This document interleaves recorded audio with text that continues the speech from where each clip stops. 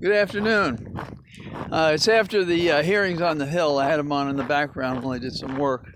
And I was pleasantly surprised because I thought that these men, these four officers, two Capitol Hill police, two DC police, I thought they lent to the proceeding not only a sense of the shame and disgrace of those Americans who would charge the Hill and at what risk that these men suffered, but that they would talk about what should be done. And the most repeated accent in each of their statements, both prepared and in their testimony afterwards when they were asked questions by the members of the Select Committee, were that we need a day of reckoning. We need an accounting, that we can't let this go. And if there's anything the committee has to do, it has to have the courage that they showed on the day of January 6th, the insurrection, in going after those who planned and plotted it. One of the officers, Dunn, talked about, the person who is behind the crime, who hires the people to commit the crime. And he says we won't be at rest until we've gotten that person. Who is that person? It's Trump and his cohorts. I thought that Cheney was one of the few people who said with absolute clarity that we have to have an accounting. And I thought that was one of the most productive elements of the discussion. Of course, the other was to dispel the nonsense that this was like tourists at the Capitol. And Gonell stated that he'd given like 1,000 tours on the Hill and he'd never been assaulted by anyone on a tour. And he'd never have to go away with his hands bleeding. And he also didn't have to go home after a long day in which his wife was afraid of what might have happened to him and tell her not to touch him, not because he didn't want to be hugged by her, but because he had so many chemicals about his body, he didn't want to expose her to it. And they didn't embrace each other until after he'd taken a shower. And then he told her he was going back, and she argued against it. And he said that the democracy and his duty to the country was more important than his wife and children. What he might have also thought was that what would their life be without that foundation of democracy? And as he's from another nation, he appreciates well that his service in the Army and his service on the Hill, that his oath means something.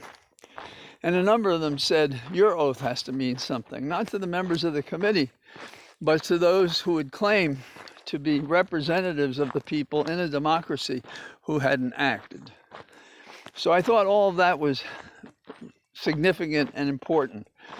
They did use clips. I won't say sparingly, but I thought they used pertinent clips to show from the cameras that these men wore what had happened to them, how they did risk their lives to save people 20 and 40 feet away from them. And that ultimately, despite the suffering that they had, they prevailed. They won. That is to say, they stopped the insurrection. They aided and abetted the completion of the constitutional act of the pro forma counting of electors to choose Biden as the president of the United States. And that the vice president had himself struggled with advice to leave the Hill and did not, and may have been the one who spoke to the Pentagon to finally release the troops with the Speaker of the House. And they talked about how the officers worried as their equipment was taken from them by these tourists, if you will. And they were told, he has a gun, take his gun and perhaps kill him. We know these parts of the story, but apparently some portion, a large portion of America, just doesn't believe what they can see and hear. And as a result, our country is in danger. And Officer Dunn, I thought, said that pretty clearly. He's a bear of a man. But it was interesting to hear him talk about how they used the N-word against him, and no one had ever to his face done that before. He said he couldn't process it during the time he was serving on the Hill during the insurrection on January the 6th. But as he thought about it afterwards, it brought him down.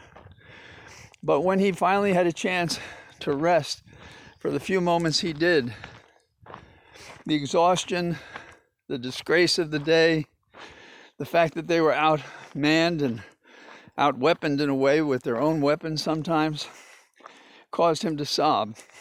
So, it's rare that we see heroes and that they contribute something in such a fashion, you have to say they made a difference. And one of the last quotes of the day by a member was that she hoped that this was not going to be like what Hemingway said, how things change gradually and then quickly. I'm not sure the adverb is quickly, rapidly. And I think that is true. That is what has happened. Our failure among our representatives to call out these moves inching toward this attack on the Capitol over years, over a decade, even before Trump, put us in that position. How do we avoid that again? Do not be silent about offenses against the ground of our being as a nation. That is, that we're a democracy, not an autocracy. So these are a couple of my thoughts shortly after the hearings today. If you saw any of them, I hope you share my view that they did a great job. And the question is, after this hearing, which some have called a layup, which I think was a success despite the fact that it came together easily, because these four men, under any circumstance, I think, would have been impressive. Next question is, where do we take the fight with this select committee? And it is a fight. It'll be a fight to get the truth, fight to get the facts, fight to encourage America that this is what happened and what we have to do to remedy it. That is, have an accounting for those responsible. So, hope you have a nice day, and I'll see you tomorrow. Bye-bye.